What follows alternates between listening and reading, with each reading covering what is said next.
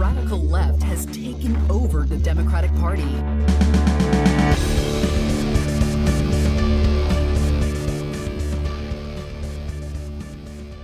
Hello and welcome to Think Progressively, covering politics and all the other chaos life has to offer. This is episode 66, recorded on Friday, July 8th from Milwaukee. I'm Joe. And I'm Jason. And on today's episode, we look in terror at the other horrible decisions made by our Supreme Court. But first, the headlines.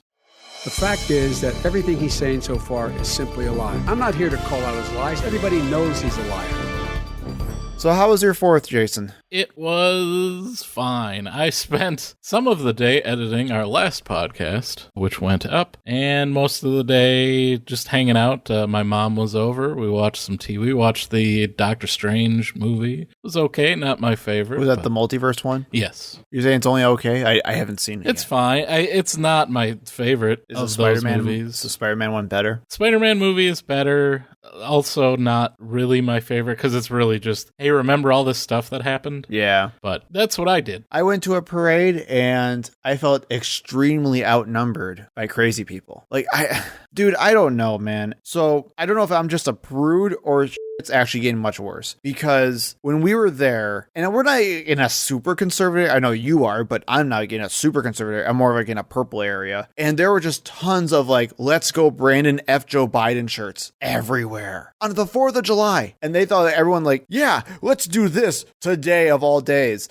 And I saw families with kids and the parents were walking around with F. Joe Biden shirts. Well, as long as no one was in drag, then it's okay for families. I'm so frustrated, man, and I'm so done. I had Brian Steele, the Republican, come up to my parade, gave out stickers to everybody. It's a good time. Yay. Did you have to run for your life at any point? No, not quite there yet. I'm still white, so I felt safe enough. Well, nowhere apparently is that safe, as we found out, in the mass shooting in one of the richest neighborhoods in the United States, Highland Park, Illinois. This was legitimately really depressing. Just to our south, I know you see a lot of talk online, more violence in Chicago. This is not Chicago. No, not even remotely. This is where Michael Jordan lived. This is one of the highest income areas, like I said, in the United States, certainly in the Midwest. It's a very Jewish community. A lot of thought that maybe that had some influence in the shooting. It left, I think, 7 dead. 1 person died in the hospital later, and about 30 people injured. It's yet again another domestic terrorist, Christian nationalist, young white male with an AR-15 and 2 30-round clips that he emptied into the crowd. We still don't know a motive, right? Not specifically, but we'll kind of talk about that here in a second. Okay. This talk of, we just need to have good guys with guns. This was a parade attended by police officers. He actually got away from the scene. There are rumors that he even drove to Madison. Really? I think he got part way there and decided against it. But yes, he was contemplating coming to Madison to commit another shooting. Oh my And goodness. decided that he hadn't planned it out enough. But he also didn't plan the first one out all that well because he left his rifle there. They looked at the serial number, which was still on the rifle, and found out who owned the gun. And then everyone was looking for him. He initially fled from police, got into a short chase where he was apprehended without incident somehow, unlike the black man in Ohio that was shot 60 times by police while also fleeing. Odd how that happens. No kidding. But let's talk about what his motives might have been. A lot of conflicting information online. Andy No and conservatives would tell you that he was an Antifa soldier. Yep, I saw that. But reality will say that he was frequently at pro-Trump rallies. He was known to be at least socially active with a group called the Lake Bluff Militia Social Club and Ministry of Spiritual Redemption in the area, which, according to their founder, he started during the pandemic because of masking and social distancing. They were going after his freedom, so he decided that he needed to form a militia to fight back against it. Jesus Christ. A lot of this information I initially found from a post on Facebook by a Rachel Wachstein, who was a frequent organizer and went to counter protests against this group in that area, Highland Park, Lake Bluff, those areas that are right around, just right to our south here. And there are multiple articles that she linked to, and I found some more too. Local papers, patch.com, that are talking about these protests. There was somebody who put up a COVID deaths sign, and it had like running total is usually like 200, 300,000 deaths at that time. And then, it said Donald J. Trump president. And that the sign was vandalized like something like 5 times within the first week that it was up. And it sparked these pro-Trump rallies that would congregate in the area. And then there would be counter protesters as well. Okay. So according to Rachel, she had seen the shooter many times. She had been harassed, screamed at. She said they would do Nazi salutes at them. She herself was doxxed, threatened by the groups, including having flyers printed out with her name, address, and phone number, and calling her a,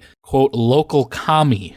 So Andy Ngo and anyone that's peddling this idea that this shooter was part of Antifa is just completely wrong. There are multiple pictures of this guy in the Trump rallies. There's the ones you might have seen where he's wearing the Where's Waldo outfit. There's another one where he's wearing a black shirt with like a yellow smiley face on. The same design, by the way, that he painted on his mother's house. He painted a soldier with a smiley face head right next to a God's Not Dead sign mimicking the artwork from that horrible David R. White movie. Because those atheistic right-wing militias. Yeah, that loved God's Not Dead. So, by all accounts, he was, like I said in the beginning, another violent Christian nationalist, young man that was pumped full of hatred and given an assault rifle. And yes, definitely had some mental problems. The police were called to his house for him threatening his own family and saying he was going to kill them. And he also attempted suicide, but yet was still somehow able to get an AR, a firearms license, which you need in Illinois, and yes, an assault rifle with that kind of record. It just shows you how inept those red flag laws that are the only thing we can apparently get in this country after string after string after string of mass shootings. The best we can do is some toothless bill that will do nothing. I mean,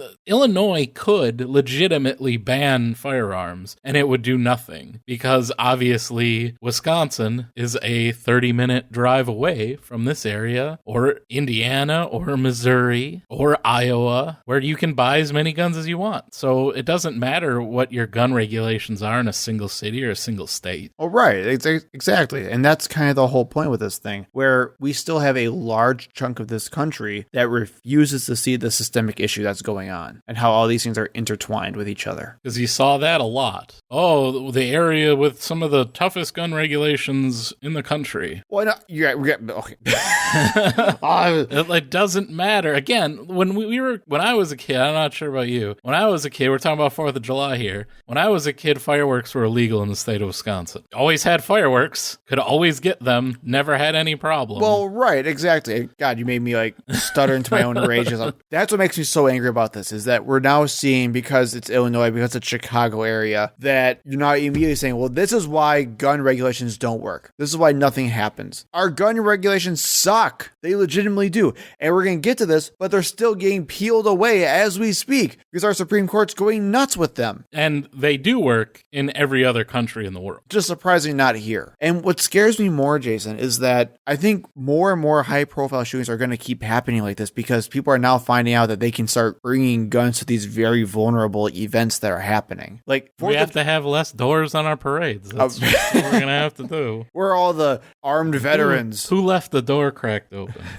And did you see the Republican gubernatorial candidate in Illinois? Yeah, 20 minutes after the shooting took place. So literally, Darren Bailey, who's the Republican gubernatorial candidate in Illinois, he has absolutely no chance of winning at all. Less than 20 minutes, like you said. Still at large. Shooter still at large. Right. Everyone in that area very much possibly in danger. And this guy posts a video and says, quote, "Friends, let's pray for the law enforcement and even the organizers of this parade. The shooter is still at large, so So let's play for justice to prevail, and then let's move on and let's celebrate the independence of this nation. Body's still warm. Let's move on. Yeah. 6 people died, then 7 people were then confirmed to die. At least 40 or so were confirmed injured. Let's move on and celebrate. Let's not let this ruin our 4th of July celebration. Let's not let those dampen our freedom. And also, not only 20 minutes after it happened, but about 20 minutes away from the scene as well. Like, absolutely ridiculous. And that just goes to show how much they honestly care about this. They don't give a rip. Not at all. And that's what's so infuriating about this. They are now being, I hate to put it this way, shown that they too are now vulnerable. Because the places that they now go, because of course they're super conservative and white, so they don't go anywhere outside their little bubble areas. They now realize that they're not safe in their areas either. And even then,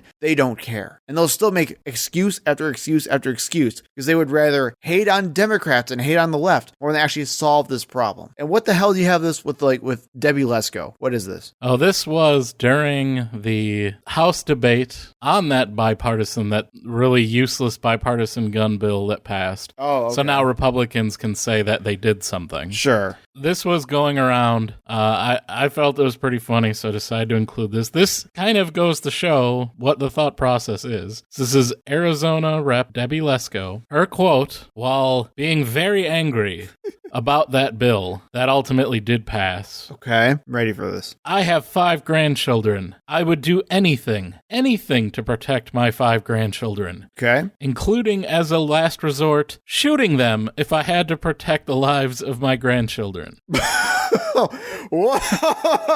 Democrat bills that we have heard this week want to take away my right to shoot your grandchildren. My right to protect my, and she got like the performer, like, I'm very angry and I'm shouting at the end, you know. I'm gonna shoot my grandchildren. No. I don't know what kind of scenario she's picturing, like getting one of her kids is pointing a gun at one of the other kids, and she's literally. like, put it down, Billy. Put it down. Grandma's gonna have to end you.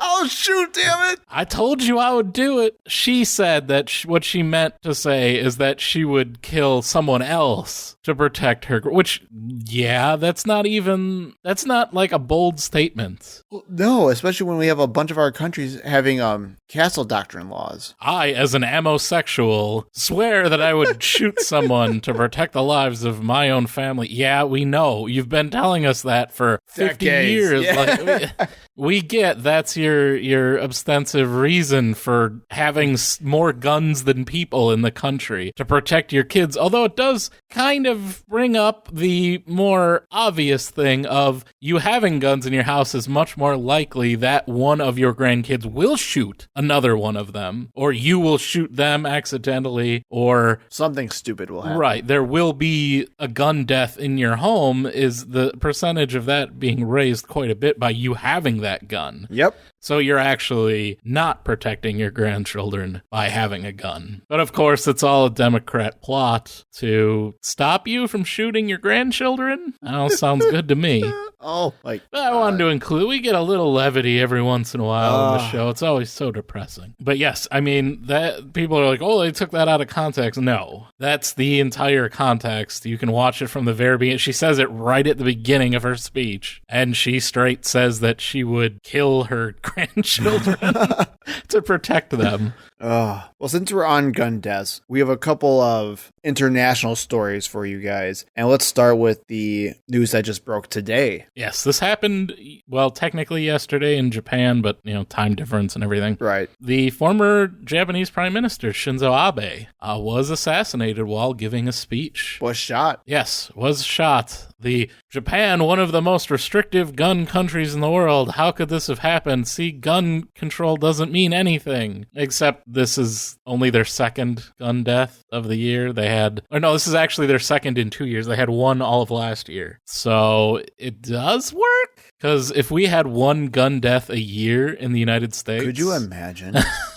How crazy would that be? They had 10 gun-related incidents, 8 of which were the Yakuza gangs fighting over territory. I was just going to ask if that's what it was. Right. So, yes, this just does not happen in Japan. That's why it was so shocking. Shinzo Abe was the prime minister for the longest of anyone in Japanese history. Very well respected among Japanese, among the rest of the world. Not my favorite politician. For Japan, Japan's very conservative anyway. Not like politics conservative, just like culturally conservative. Yeah, like personality. Like they also have a lot of humility and shame. I don't know if you saw, unlike the political conservatives. I don't know if you saw, but NPR got into a little bit of trouble today because they called Shinzo Abe an ultra nationalist, and people were not happy about it. I mean, but it's fairly normal in Japan, so it's like he's not an outlier really there. Right. So yeah, I mean, I get why, especially, he just died and everything. Yeah, I mean, he was, even though I think his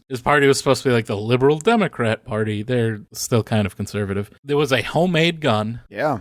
Fired 2 shots. It looked like... wasn't it like a homemade shotgun or something? Yeah, it looked almost like a cannon when it went off, like all the smoke and the noise. But yeah, and that's what you have to do in that country where firearms are illegal. You have to get a rickety homemade gun and get right up behind the guy while he's speaking, because there's not that much security, because these types of things just do not happen in Japan. Right. Like, imagine if you could get within 10 feet of a president or a former president even while he's giving a speech in the United States. It would never ever happen. And it probably won't happen moving forward in Japan, because they will actually do something to prevent this kind of thing from happening again. We're going to make guns even more illegal now.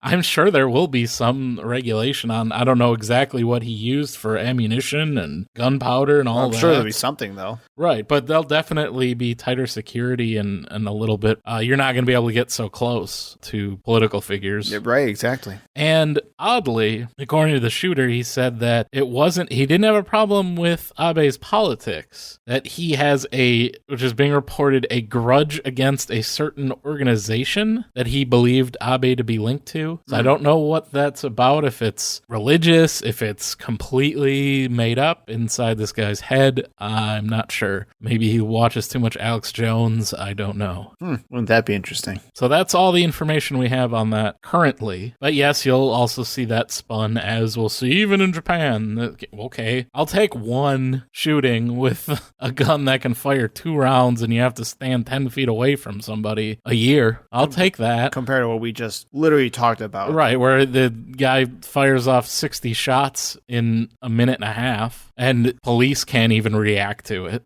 Let's go back across the sea, shall we, to the United Kingdom, where Boris Johnson has now resigned as UK's Prime Minister. British Trump. I'd say he's still smarter than Trump, though. Like, you know how low a bar Trump is?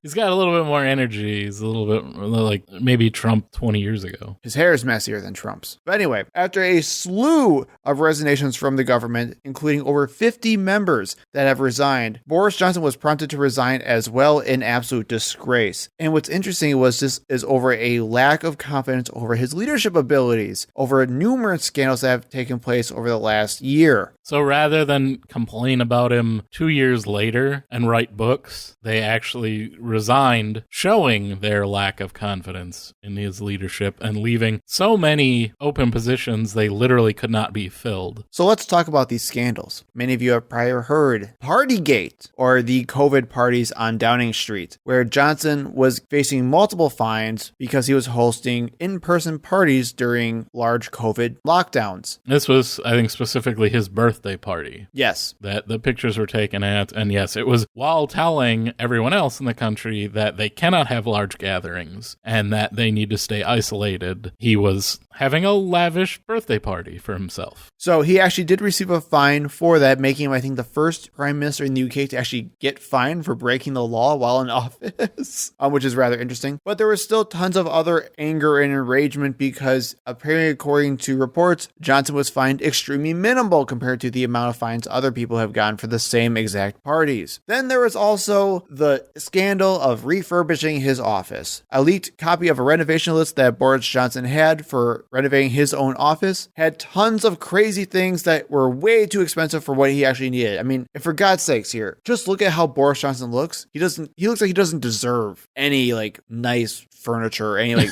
nice place. He looks like he should be living in a box the entire time. He looks like he normally does actually live in a box. I know. They just let him out to give speeches and stuff. Come on, Boris. Come on. Come on. Like, you guys didn't have time to brush his hair again. Right. Among those things everyone was angered at was a 2,250 pound or just over $2,700 for gold wallpaper. He is the British Trump.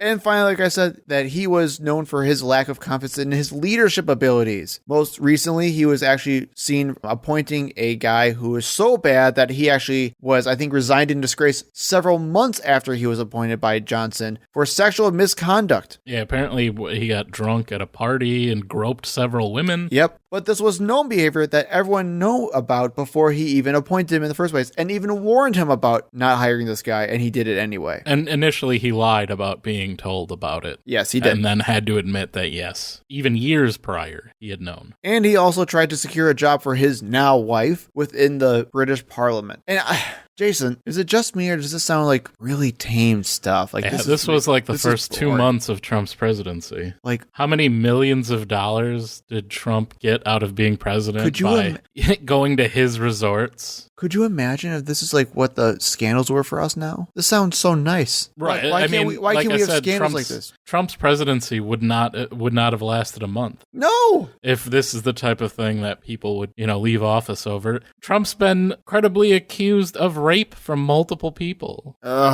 He's openly admitted being able to sexually assault people. He's been accused of being a creep during the Miss Teen USA pageants around underage girls. The guy and his children are not allowed to own a charity in the state of New York. Right, yeah, their charity got... Because they defrauded thousands of people. Including veterans. Yes! Like, what is going on? Like, this is all it takes, Britain? Like, this is literally it? This is all you need to do to get rid of somebody? Help us! Take us back! Are you kidding me right now? I'm done talking about Britain. Well, let's talk about the scandal in local government here in Wisconsin with our current lieutenant governor and hopefully soon to be U.S. Senator Mandela Barnes. Yeah. So recently, and this was, I believe, on the 4th of July. I believe so. Some comments were posted by conservative radio show host and sleazeball Dan O'Donnell, who got his spot in 2016 after Charlie Sykes decided to retire when Donald Trump became president because Sykes was not a Trump fan and knew that his audience would turn on him over that. So that's how Dan O'Donnell even has a show in the first place. And he posted a clip of Mandela Barnes during a speech he made in Portage, Wisconsin in August of 2021. So in that intervening year, no one had a problem with anything that was said there. But it was a question about, the big topic at that time.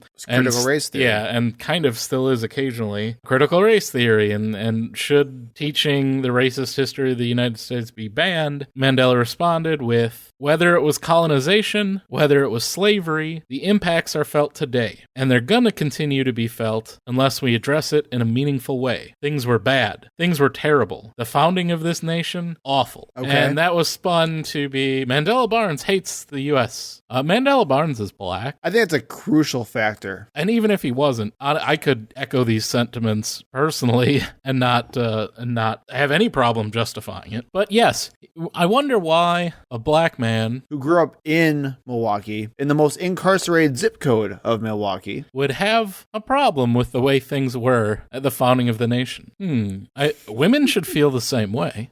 People that are not rich should feel the same way. And this is, we talk about like the founding of the nation being specifically set for white male landowners. If you were Irish, if you were Eastern European, guess what? You're not white during this time. Mm-hmm. So don't feel like, you would have had an easy time either. No, the definition of white was very specific to England and very closely surrounding areas. That's it. Everybody else the country was not built for them. So yes, he of course had some problems with the way the country was founded, as really everyone should, unless you feel it's okay to own people and to treat everyone who's not you as a second-class citizen. And that we need to be honest about that. It's absolutely ridiculous. This became like national news, where you had every conservative falling over themselves to bring this up because they need something, because they know Ron Johnson is just embroiled in scandal after scandal. He tried to help overthrow the government. And this is the best they got. And this is it. We found a speech from a year ago where he said that the founding of the United States was terrible. And that's something that I think we should really pay attention to as well. So obviously Mandela Barnes is black, and he is the only black Democrat running. Nope, that's actually not true. There are a couple others, but he's the only plausible black Democrat running for U.S. Senate in Wisconsin. The racist attacks are going to get worse. They already hit him hard before with the whole evading taxes thing, and they're going to do it even harder again. And they're going to show him in the most racist ways possible, because that's what our GOP does. So get ready, because it's going to get a lot worse. Yeah, Ron Johnson legally evades taxes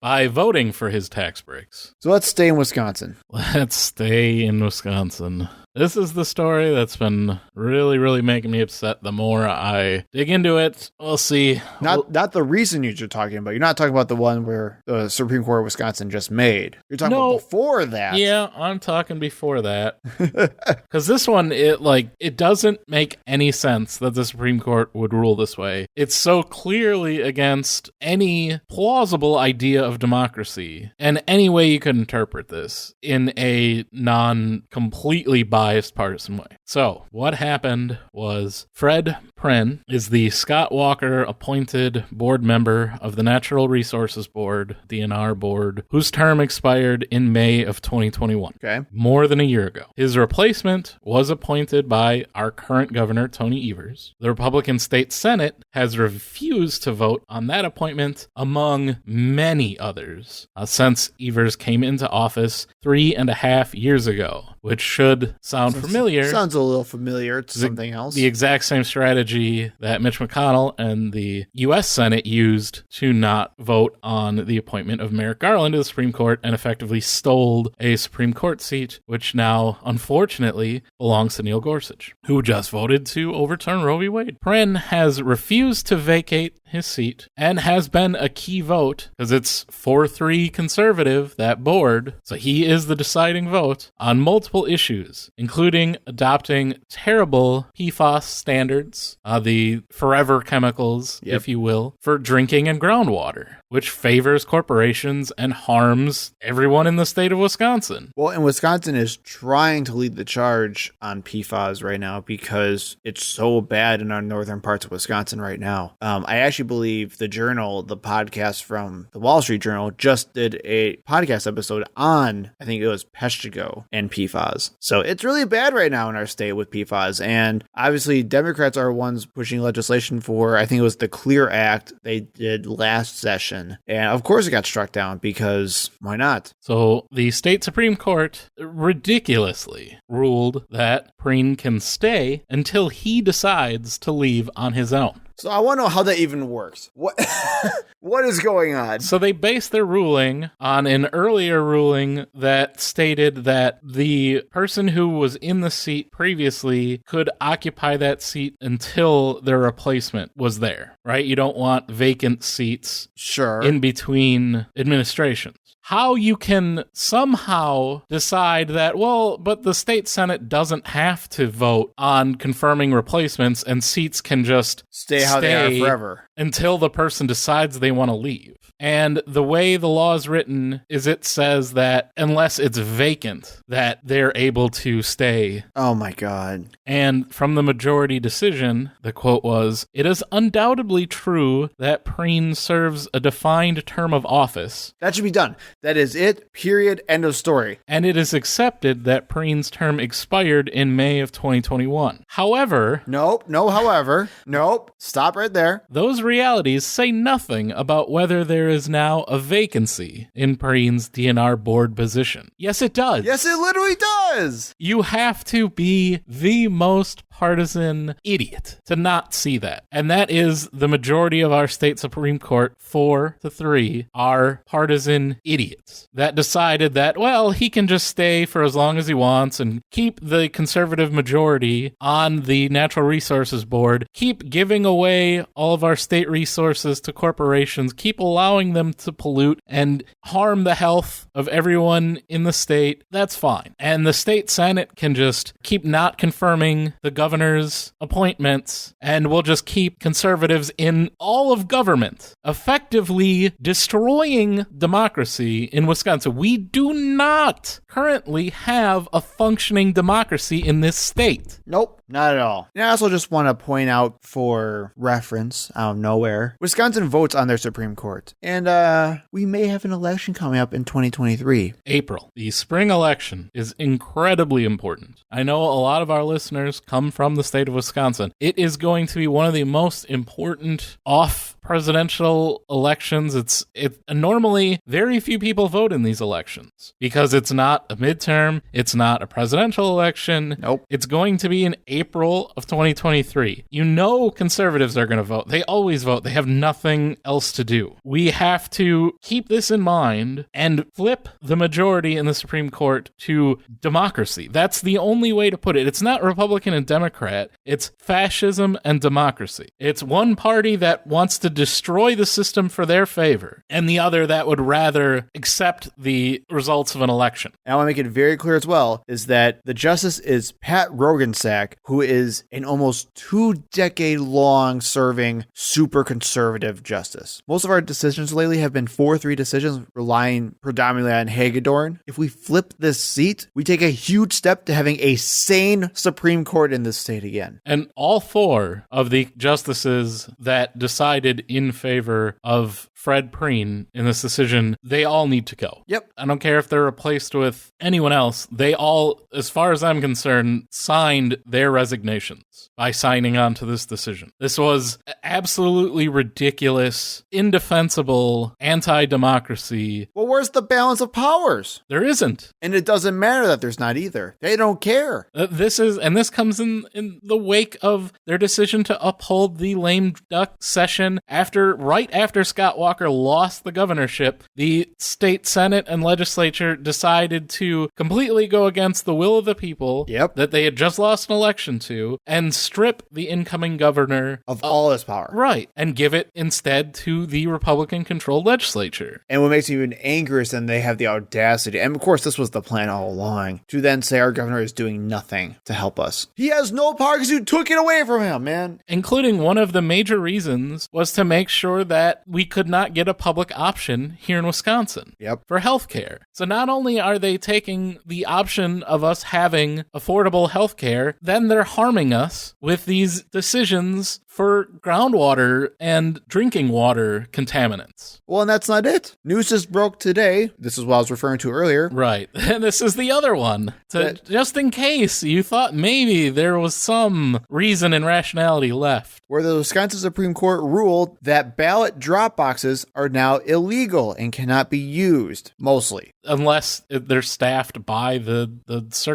clerk court. Yes. They have to be in actually the places where you could vote in. Court clerk. Yes. So as long as they're properly staffed by court clerks, they can have one. But that's it. That is literally the only thing we have right now. So now we are limiting voting again when it became actually much more convenient for people to vote. And it's because what they ruled, because the Wisconsin Election Commission, which is a bipartisan commission created by our Republican legislature, who now want it abolished. Right. They want sole control of that, and they might get it thanks to the Supreme Court, we'll talk about in a little bit. But the Wisconsin Election Commission, created by the Republican legislature, decided that during the pandemic, it would be fine for people to use drop boxes. Yes. To hand in their ballots so that they would not need need to stand in line. Because if you have to go to the court clerk, that generally means walking through City Hall or their local office, standing in line behind people, handing your ballot to someone physically. Risking infection. And it's everyone has to do it. Like, I can't hand in my wife's, which is stupid, but I can't. So everyone has to go down. It means you generally, and their office hours, they're not open late. Nope. So you have to do it during,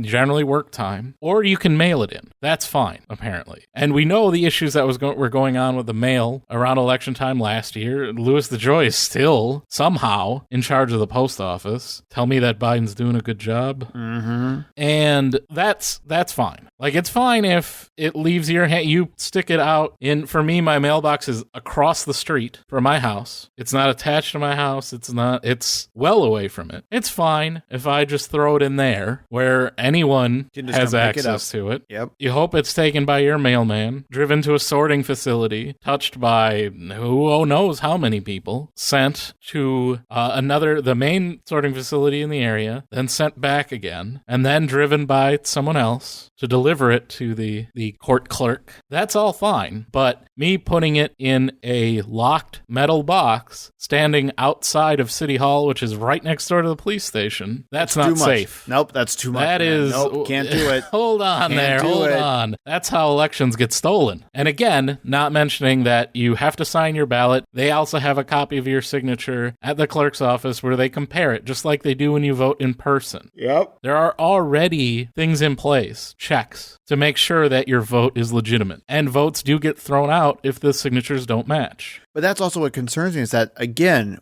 as we're going to talk about with the lack of precedent and the very faulty logic being used by Supreme Courts, I can really see this then being used to just completely dismantle vote by mail. Yes, that's what's coming next. Where now if you're even in somewhere else in the country or across the country, if you are in the military, it doesn't matter. Can't do vote by mail anymore. They'll keep it for the military, Joe. I doubt it. Oh, they will. For the military? You kidding me? That's like how when Scott Walker destroyed unions in Wisconsin, he kept the police union. It's the same thing. You don't bite the hand that feeds. Ugh. This is gross, man. I hate this state sometimes. So they basically ruled that the Wisconsin Election Commission, while they were given the ability to handle the elections, it doesn't say anything specifically about lockboxes. So it's unconstitutional. They can't make that decision. Then what's the point of them? Well, I think that's the point. Ugh. I'm getting angrier again. Well, let's move away from our state Supreme Court. From our very crappy state Supreme Court to the even worse U.S. Supreme Court. That was really a productive segment, wasn't it? It's hard to get any word in with this clown. We talked about the Roe v. Wade decision, which is still horrible. We did get some news this afternoon that Joe Biden has signed an executive order saying that he'll protect abortion rights. It's not very clear how. Yep. So we're not going to talk a lot about that because we actually don't know what it's going to even do yet. Right now, it's like a spell. Like, I don't know how it's going to work. I say these words, and they are true. So unless we get some details on how exactly that's going to work, there's not much to talk about. But what you may not have known is that there is a whole slew of decisions that came out last week from the Supreme Court. It's over the last 2 weeks of their session, which that's the way it's going to be. Right. Going forward, June. Right at the end of their session, they're going to ram through the most horrible decisions. So June is going to be which rights did which groups lose today? Pretty much. Unfortunately, being overshadowed by the Roe decision, we're going to go through a lot of other cases that were jammed through the last couple of weeks and show you how bad our Supreme Court actually is and where our country is right now because of what just happened the last 2 weeks. And you may not have even heard about some of these. And we're going to try to give you a little bit of a crash course about each one so you can know how bad it actually is. So the first ruling that came out was the Supreme Court deciding that police cannot be held accountable. They cannot be sued for violating civil rights when not issuing Miranda warnings. So we all know you have the right to remain silent. You have a right to an attorney. We've all watched those procedural cop dramas. Law and order, baby. Law and order. Ba-bum. So while, yes, your Miranda rights themselves are still protected, if you try to hold the police accountable for trying to violate those rights, it doesn't matter. You will not be able to. Nope. They are given immunity. Which makes zero sense at all. It's literally saying they're above the law. Yes. The idea of accountability accountability is just, it's gone, man. There is absolutely no accountability anymore. Whether it's at the state level or the federal level, it doesn't matter. Like, there is no such thing as holding higher people in power accountable anymore. And that means that police don't have to tell you that you have the right to an attorney, that you have the right to not say anything to them. And if you do eventually get a lawyer that asks you if you read those rights and you say no, there's nothing you can do to hold that officer accountable. Yes, your testimony might be inadmissible if you can get a judge to agree, but there will be no repercussions for the police officer that continually does it. Yep. And that is ridiculous. It is one of the amendments to the Constitution. That doesn't matter, man. What are you talking about? There is one amendment that matters. That's where I want to be able to shoot somebody in the face, especially my grandchildren, if I want to. If they make me angry enough. No, if I want to protect my children, I need to have the right to shoot them if I so choose. So then let's move on to New York. This case was actually the New York State Rifle Association versus Bruin, where the Supreme Court struck down New York's gun law. 108-year-old. Not old enough, apparently. Not enough history and tradition behind this one. Pertaining to concealed carry. And thank you for reminding me about that, JC, because here's the big thing that happened with this. This was released, I believe, 2 days prior to the Roe decision. And if you remember about the Roe decision, the entirety of that argument was that we should leave it up to the states. There is no federal reason why we should have like a national right to an abortion. This should be a state. Despite the 14th Amendment giving This privacy. should be a state thing. We're not going to get involved with this. This is a political issue, not a court issue. Well, they said hell to states' rights for this one because apparently they told New York that they cannot have their proper cause requirement for concealed carry, which basically means, and it's a very simple, straightforward law. All it means is that you can get a concealed carry permit in New York if you so choose. However, you have to fill out a form that shows a clear purpose for why you have a concealed gun. If you are in danger of someone threatening you, if you are in a specific type of job that requires it, whatever it may be, you can have a purpose to have the gun, but you have to have a reason that is valid. Just like,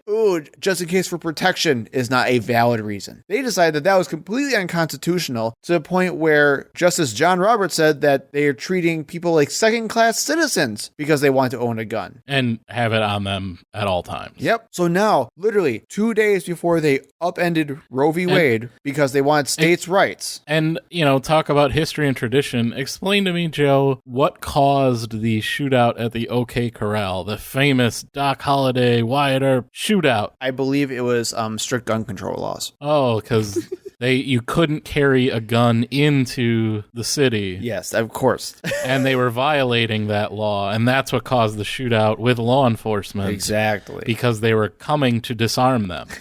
But everyone always says the Wild West was so safe because everyone had guns. That's what conservatives tell me. But again, I want to make this very clear. They completely contradicted themselves 2 days prior to the Roe decision. Their entire argument for the Roe decision was one, based on the idea of states' rights, where you cannot tell a state what to do and how to mandate what they want for rights for their own citizens. They said, screw that 2 days prior, saying, nope, we can clearly tell you as a state what to do. It doesn't matter what legislation you have. We will supersede you because we can. The second was all about historicity, where as long as a right was protected throughout history as a long-term protected right, then it's good to go. This was an 108-year-old law, and it didn't matter. They are overturning everything and contradicting their own decisions within days of each other. That's what we said last week. Originalism just means what I want.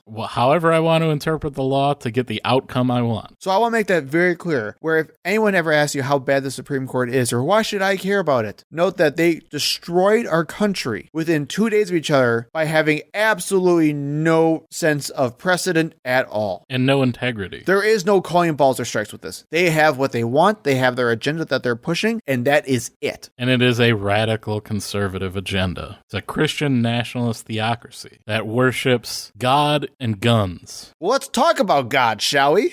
Because along with destroying the idea of concealed carry permits and legislation, they also completely completely dismantled separation of church and state. And there are two cases that we want to talk about with this episode. The first one was Carson v. Macon, which was a decision out of Maine, where basically a lot of part of the state is very rural. And so the state provided a special program to provide funding for families who may not have a public school nearby, because sometimes it's like 20 to 30 minutes, if not an hour or so away to your nearest public school. So the state said with a special law that they can provide funding for private schools as long as they meet certain criteria. And one of those bits of criteria was that you could not teach religious instruction in the school program. Seems pretty simple to me. I don't know about you, Jason, but seems pretty straightforward. Makes it convenient for parents and families. Gives money to private school systems if they so choose, as long as they fit a certain criteria. And religious schools tend to discriminate, which would be one of the main reasons why you would not want to fund them. Sure. SCOTUS said nope again, and saying that we are treating Christians as second-class citizens that needs to be corrected immediately. So they overturned that rule and that program, saying that it is unconstitutional and discriminatory against Christians for you to have this program that gives money to secular or non-sectarian private schools, but not those who are teaching religion. Hey, on a side note, you want to go start a pagan school in Maine? I wish. I feel we could get some state funding. In her dissent, Justice Sotomayor said, and I quote, "The Supreme Court has shifted from a rule that permits states to decline to fund religious organizations to one that requires states in many circumstances to subsidize religious indoctrination with taxpayer dollars. As a result, any state that values its historic anti-establishment interests more than this court does will have to curtail the support it offers to its citizens. With growing concern for where this court will lead us to the next, I respectfully dissent." Yep, that is, as atheists and previously atheist activists, how do you think all of those moved to the right-wing atheists, your Michael Shermers, your James Lindsay's and Peter Boghossian's and whatever, a bunch of other people that we used to know, do you think they feel any responsibility at all for this? This used to be the big cornerstone issue. It used to be. Separation of church and state, most important thing. And it's gone. We are now being forced to fund religious teaching. I'm sure they'll come up with some way to rationalize this, but I don't see, like, your bedfellows are theocrats. Yeah, literally. And I guess that you don't have to pay taxes, so whatever. I hope David Silverman's happy.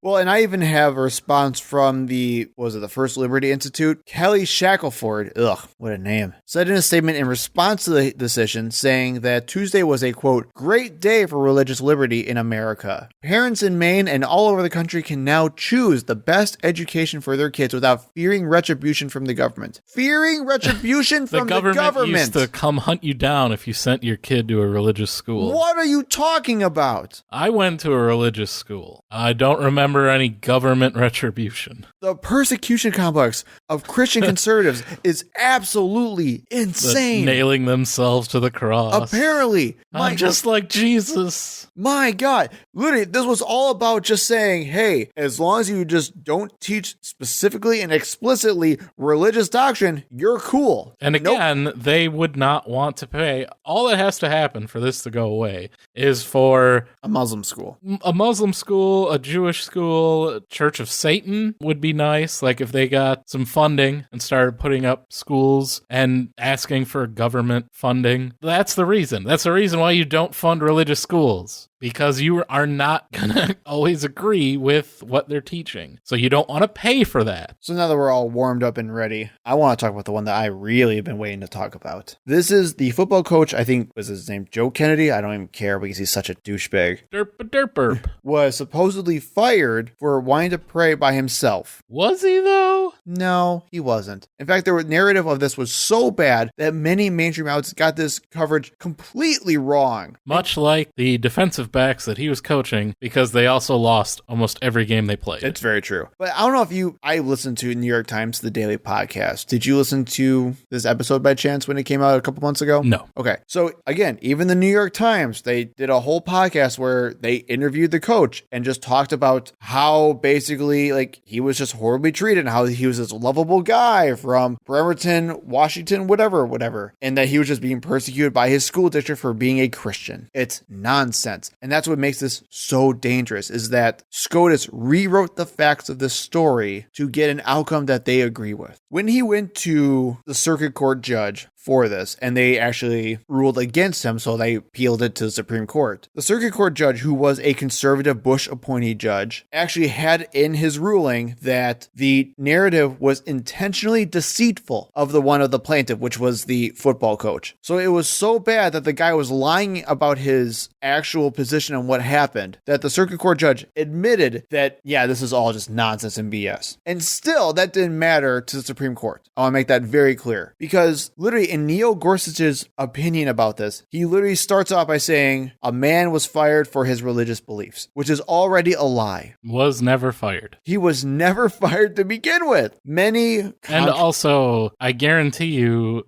like most of the other people on the staff of that team had the same religious beliefs. Oh, sure, yeah. So it's not like they're like, oh, you're a Christian, get out of here, you're fired. So let's walk through some of these facts. In fact, what I'll actually do as well is there is an opening arguments episode that breaks it down from the oral arguments from like in May. It's a fantastic breakdown. I highly recommend doing, if you want to do like a super deep dive on how bad this decision really is. You mean atheists that didn't turn right wing? Right, exactly. So I'll link that in the show notes as well. But let's break down some of the facts of this case. Joe Kennedy was a football coach at this high school. He was making about $5,000 a year as a side gig for this football coaching. Whatever. He then became super religious and started praying out loud. Okay, fine. Then he started pushing the boundaries further and further. He started leading students in prayer in locker rooms and started going onto the 50-yard line during school games after the game and leading students in prayer. That's where we run into the problem with separation of church and state. Because you are literally coercing your students into doing so. Okay, fine. The school then tells him, well, you can't do that. That's bad. Don't do that. We're going to get sued. We're going to get sued. How can we help you pray in peace and privacy? The guy refused and continued to say, no, I want them to be in public on the 50-yard line. Called the local news, took out an ad in the paper stating that he was going to get fired for praying on the field, but he's going to keep doing it, so come to the game so you can watch me pray in the middle of the field. So even though the school has tried multiple times to say, how can we help you pray privately so we don't violate your religion, he turns this into a huge spectacle to the point where now he is hosting both teams on the field. And the part that makes me really angry, because I'm a marching band geek myself, after several games, there are reports of parents and like state legislators and reporters rushing the field, knocking over the band to go and pray with this guy. He privately prayed by himself and he got fired for it. Then what's even worse is he supposedly got fired, but he didn't get fired. In fact, what actually happened was, like every other state employee or every other school employee, you're based on contract, and all they did was not renew his contract. He could have easily reapplied for it. Instead of reapplying for the position, he went crazy and sued the school. Now, keep in mind that this happened like 5 to 6 years ago. This did not happen last year. So the main argument of the plaintiff, the coach, is that he did not coerce students. In fact, you can't find anybody who was coerced. And technically, he convinced the New York Times that he was right, because they couldn't find any students that were still in the program from 6 years ago that were coerced. Despite their testimony in these previous cases. Well, and that's what I was just going to get to. So there was actual literal testimony from both parents and players at the time saying that they felt uncomfortable and that they had to pray to play. And that they were retaliated against by this coach if they did not. Yes, that is in the record, and the SCOTUS decision did not care. Even stupider, during the oral arguments, the Liberty Institute, who is representing the coach, said that this guy has been waiting 6 years to get his job back at this place. 6 years. Oh, so he works there now, right? No. He doesn't. Oh. He lives in Florida because right after he didn't renew his contract, he moved and bought a house in Florida and is now a voting resident in the state of Florida. So this notion that he's been waiting to get his football coach back That's a hell of a commute. From across the country is asinine. And he even said to the court that if he wins this case, he would go back. He promised them that he would go back. Now, I don't know about you, Jason, but I would not move back for a $5,000 a year part-time coaching gig. Yeah, assistant coach. No, I don't think that is feasible. And I'm sure they love, the praying coach in Florida anyway, so I'm sure he'll get a job on somebody's college team as an assistant and get paid way too much. As, of course, we know the highest paid public employees in most states are the college football coaches. Yep. So now, in conjunction with the Maine decision, not only do public schools now have to be forced to help subsidize religious indoctrination in private schools, if someone starts teaching and praying now who is an employee on school time, you can lead your whole class in prayer of whatever religion you choose, as long as it's Christian. And there's nothing they can do about it. That's literally it. There was photographic evidence of it. There were school psychologists showing that this was super bad. There were actual reports of people saying they were coerced. It didn't matter. You will have religion in public schools again, and that will destroy the very fabric of having a modern education in America today. And we're not even done. No, we still have a little We're ways not to even go. done. You take the next one. So let's move on to the next one, which has to do with Native American tribes in Oklahoma. I don't know if you remember from a couple years ago, it was ruled that the eastern half of Oklahoma is on tribal land, because it, of course, is. All of the United States is on tribal land, let's be honest about it. But in a ruling from a couple weeks ago, it was decided that states now have jurisdiction over tribal land. This is the Castro Huerta case, where it was decided that the state of Oklahoma was able to prosecute a crime committed by a non-Indian on Indian land, native land. I don't think it's offensive. I just don't. I hate it because it's wrong. Yep, I agree. It's not. They're not from India. It's not even factually correct. It's just stupid. Yeah, it's just Columbus was an idiot. Yep. So what this means is that states are able to prosecute people for things that are happening on native land, which has, again, you talk about history. There's hundreds of years of precedence that states do not have any authority over tribal land. Correct. That the federal government always did, well, because they constantly took it. Every treaty that's ever been signed has been broken. This is just another example of that. And you may have heard one of the things like, oh, what can we do about Roe being overturned? Well, we should put clinics on Native American land. They respect women's bodily autonomy, and state law doesn't matter there, right? Like, you wouldn't be able to do anything. Well, now they can. And I guarantee you, because this was done, this came out, like, I think the day before the Roe decision. And I almost guarantee you that this was done as a setup to that, because it's just the perfect way to stop that from happening. To say, well, okay, you thought maybe you could go, most states do have reservations or native land. We're here in Wisconsin, certainly there is a few. Oh, we'll just build clinics there. Nope. Now states can prosecute people for having an abortion on native land. That is exactly what this decision means. And once again, it's a way to take power and sovereignty away from Native Americans. Literally. The original settlers of the United States. The United States is a Christian nation. No, it's not. Ugh. We've got one more. We can make it. We're almost done. The final of the terrible rulings, the last one that came out, was the West Virginia and a bunch of other conservative states versus the EPA. Yep. Because of course, why not? Because screw the environment. Much like the conservative DNR board is doing in Wisconsin by ruining our environment, the conservative Supreme Court in the United States is also on board with destroying the environment for the gain of energy companies. So this ruling basically says that the EPA cannot have broad regulations over greenhouse gas emissions by coal power plants. And this is part of the Clean Air Act. Yep. Again, like the ruling said, well, if Congress wanted the EPA to have this power, they should pass legislation. They did. They did. It was called the Clean Air Act.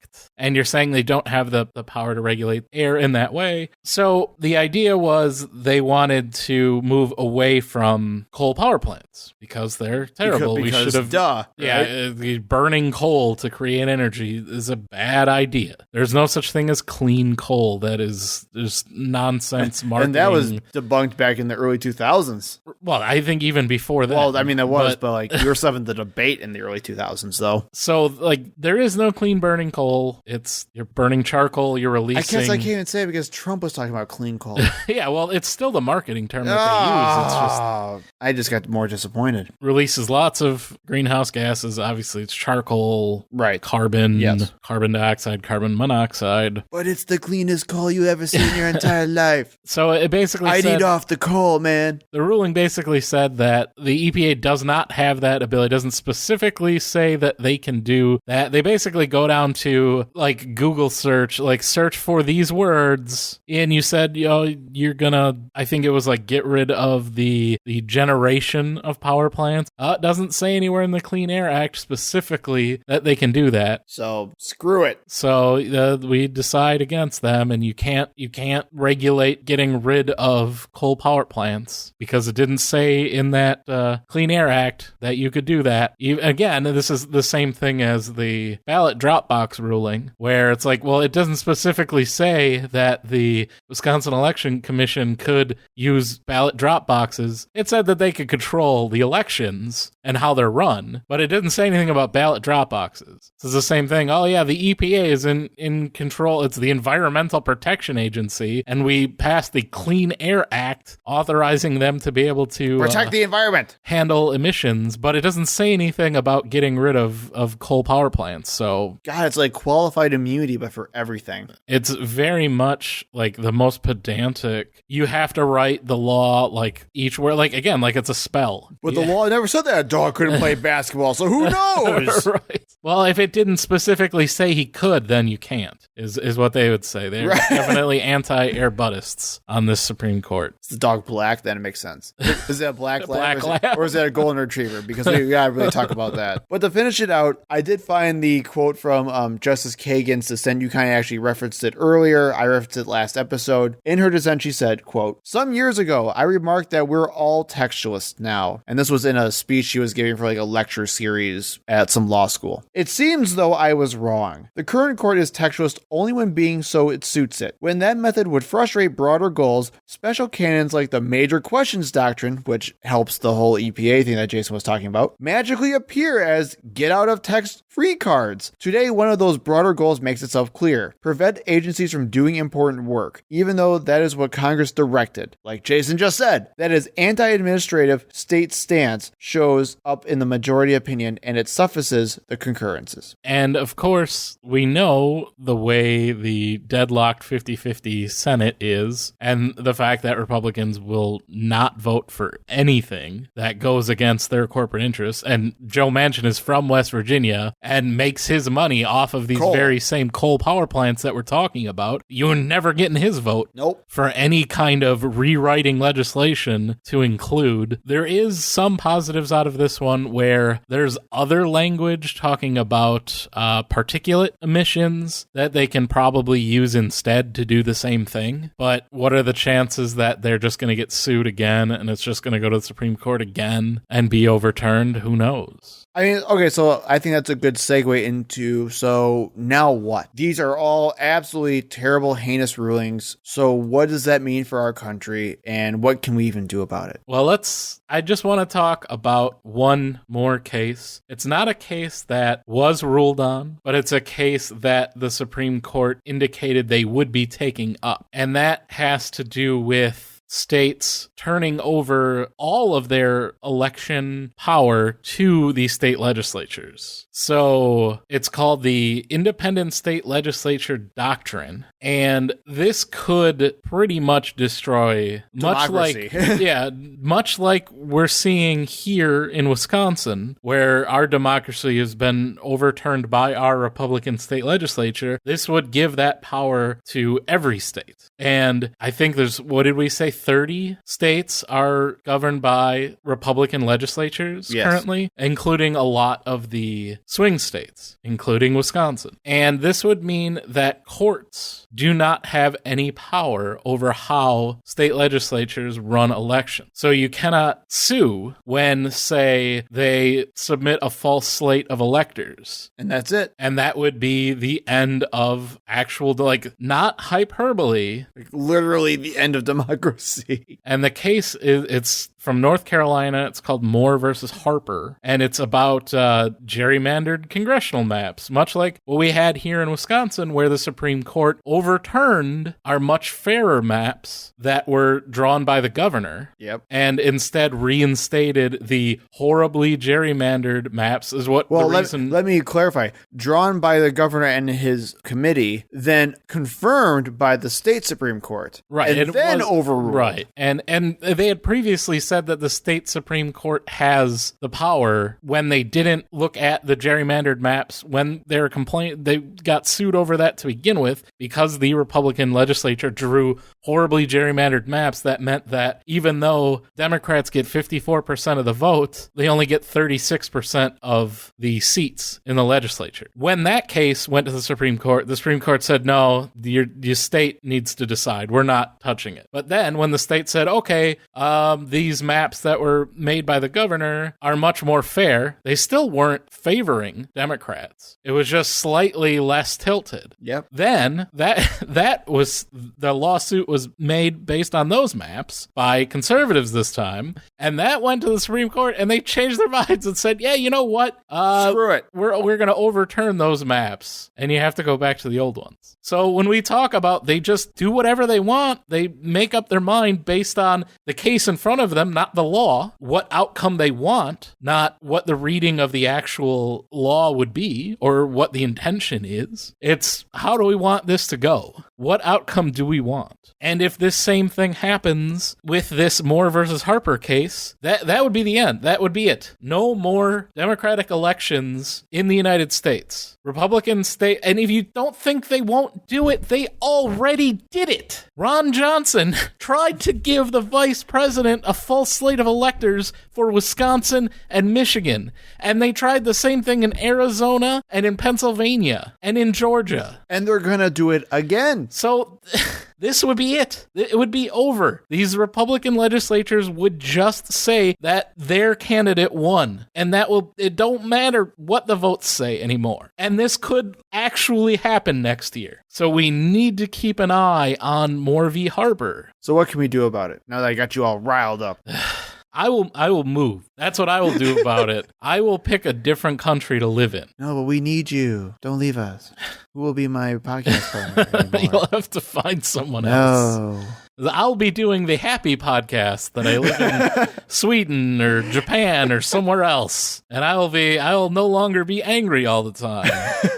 I mean, so what we could do is already done. You should have voted for Hillary Clinton. You should have gotten your friends and your family to vote for Hillary Clinton. Like, I can't stress that enough. Like, there are a couple things we can do in the future, but the damage is done. Elections have consequences. Your stupid friends and family should not be your stupid friends and family anymore, because look at what they literally did to our country. I'm still holding out hope for supernatural power over life and death. But if you want something that we can do, if you want something that Joe Biden could potentially do, expand the court. We've been begging for this and talking about this for months now. You see it on the news all the time. In fact, you see it on the news right now because of what just happened. In my mind, it has to be done. It has to. I mean, look at what's going on. And again, it's not even just having things based on ideology. This court is going rampant with the worst precedent-setting decisions ever based on nothing. They have nothing that they're going off of. They're, like you said, they're making their decisions willy-nilly. They do not care because they have their own radical agenda they want to set, which is the exact opposite of what you want for a Supreme Court. The only thing we can do, other than literally impeaching half the Supreme Court, which will never happen, is expanding the court. And it needs to go to 13, and it needs to be tied to the federal appellate courts. That's the reason why we had the number that we had originally. And the appellate courts expanded, but the Supreme Court didn't. So that's what we need to do. And everyone who says, well, they'll just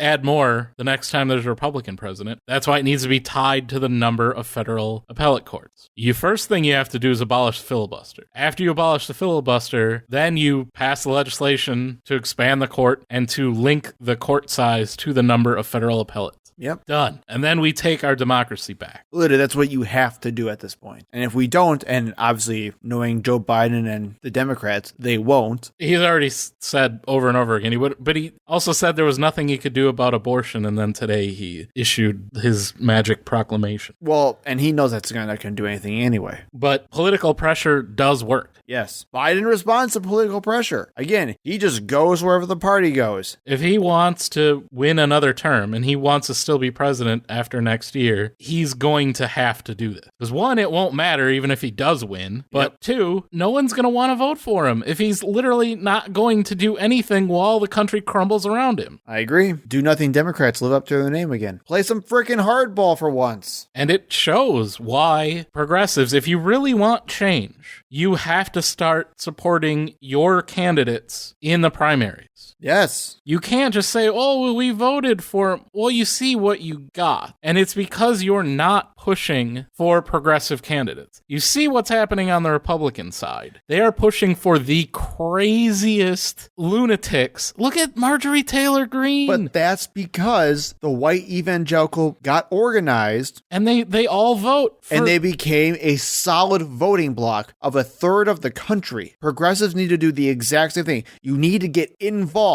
You need to give candidates money. You need to go out and help them on their campaign. Go knock some freaking doors. Go make some phone calls and get involved in your campaigns. If you don't, then what the hell are you complaining about? Then we're going to get Joe Biden. And you're going to complain that nothing ever changes. Oh, it doesn't matter if there's a Democrat. Well, I wanted Bernie Sanders to win. He could have. Look at the turnout in the primaries. It was incredibly low, especially among young people. Oh, you always tell us we don't vote. Because you don't.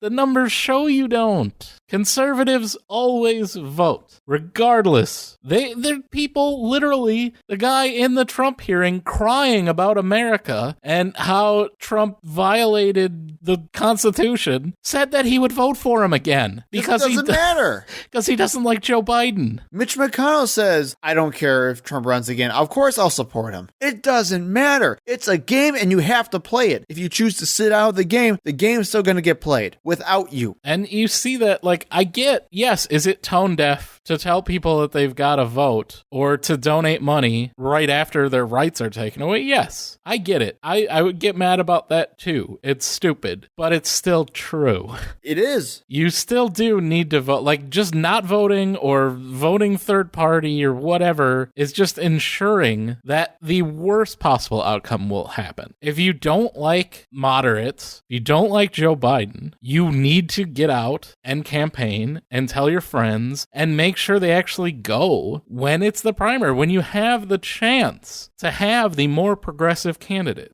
Again, you see it on the Republican side. Did Jeb Bush win the Republican nomination in 2016? Please clap. Do you like that reference? Yeah, it was a good one. Thank you. I appreciate it. No, Donald Trump did, because no one clapped. The extremists pushed for their candidates. Well, and we even have it. We just talked about it. We have it in Wisconsin right now. We have a Senate primary going on as we speak. Yeah, don't vote for Alex Lasry. The guy sucks. Mandela Barnes is our best shot. If you're a progressive and you want progressive to win, get out there and help him. I can tell you right now, Democratic fundraising is really low this year. They could use a couple bucks. Send 10 to 20 bucks their way. They'd really appreciate it. And especially not so much in the primary because they're like the same candidate, except the one guy's like 90 years old. I don't know why he thinks, I'm guessing he just thinks he's a better candidate, so fine. La Follette. But Secretary of State, those positions are incredibly important. Yes. When the November election comes up, don't just vote for the Senate candidate and skip everything else. Make sure you are voting down ballot. And the Secretary of State position is going to be incredibly important because that is a position that conservatives are pushing to overturn future elections. Yes, to take over the election process. And we need to make sure La Follette's been forever. Very long time. For like 40 years. I think longer than I've been alive. So either candidate on the Democrat side is fine. If you like name recognition, La Follette, he'll probably die in office. I forgot the name of the other candidate. That's who I'm going to be voting for just because she's half of his age and will actually, be around for the end of the term. But they both have very similar views, and they're both, they come from environmental backgrounds too, which is kind of ironic, seeing as that position has nothing to do with the environment. But either one is fine. But actually do that. Like, do the research. When you get if you go vote in person that day, just do a little bit of research. Look up what your local ballot's going to look like. Look up the candidates. See who you like better. And that's how, as a progressive, you don't end up voting for someone like Alex Lazary, who's a billionaire who came from out of state because he bought the Bucks and now thinks he can buy a Senate seat. He is not going to work for the working class people of Wisconsin. He is going to be Wisconsin Joe Manchin. So we do not want him there. And I don't care what he says right now. I know who he is. Well, and it's obvious if you look at his background. Well, and even then, it's just, I always try to tell people, sure, you can sound progressive as much as you want, but at the end of the day, he's going to look after his own. Everyone looks after their own. And billionaires do not protect the working class. Right. If he did, he would not be a billionaire. Ask the person working minimum wage, handing out hot dogs at the Bucks game, how much Alex Lazary works for the working class people. So before we get too off the rails on that, that's what you need to do. We are not a charity or a religion. We can endorse whoever we want. That's what you need to do right now. There aren't many options left. So basically, all you can do is get involved. Our Supreme Court right now is literally destroying our country as we speak. And they're going to keep doing it until we do something about it at the state level and at the federal level. So get involved. In fact, literally every episode should just be the tagline, get involved. I think we say it every episode. Because that's the solution to everything. People can think, oh, I'm just not going to do anything anymore. Oh, everything's so bad. Both sides are the same. Shut up. Get involved. Do something. And that's how we take democracy back. That's it. And if all else fails, I'm sure you can find some plans online on how to build your own guillotine. Google's a great resource. That state Supreme Court ruling with Preen, they did say death would cause a vacancy. So I'm just saying. We do not endorse any type of violence on the show. Supernatural caused death only. I don't think there's any laws against it. I don't think so either. If I could pray somebody dead, it's not written in the religious freedom. If it's not written in the Constitution. Doesn't say you can't pray someone to death. So that's where we'll leave it. We'll see you next week. Thank you for listening. We hope to see you in the next episode. You can find us on Facebook and Twitter at ThinkProPod. You can email us at thinkpropod@gmail.com. And remember, when in doubt, think progressively.